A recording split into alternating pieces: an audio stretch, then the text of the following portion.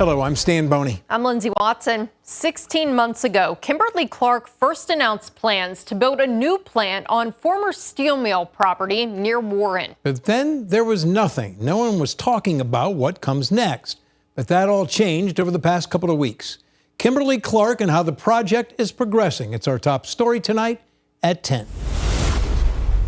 I'm used to this, I grew up making pizzas. Ken Hyderis owns Warren's Sunrise Inn, which will be one of the closest restaurants to the Kimberly-Clark plant should it open. When you have a Fortune 500 company come to the area, it sends a message that we're open for business. The system is working much better now than it has ever worked.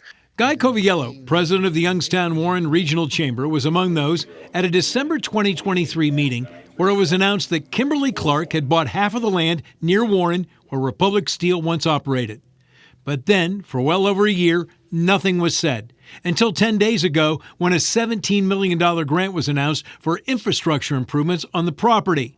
Plus, Howland and Warren Townships and the Trumbull County Commissioners approved a property tax break for Kimberly-Clark. I think we are finally at a point where you'll see things happen rather rapidly this spring and then over the next several years. Coviello said various economic development agencies and governmental groups have worked together, unlike 14 years ago when Youngstown and Girard squabbled over who would get the tax money from a new Valoric plant. And it was a war, and we almost lost it.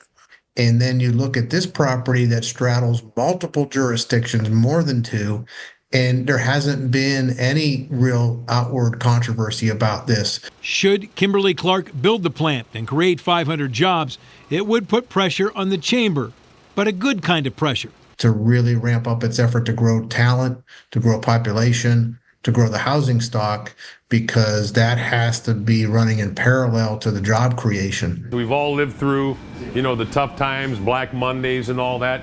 Now we're on the other side where we're coming up again, and there's a lot of great news. Before construction of the plant can begin, it must be approved by the Kimberly-Clark Board of Directors, which is scheduled to meet May the 1st. Hi, everyone. I'm Lindsay Watson. Thanks for watching the WKBN 27 First News YouTube channel. If you want more video news, subscribe to our channel. And don't forget to download the WKBN 27 First News app for breaking news alerts.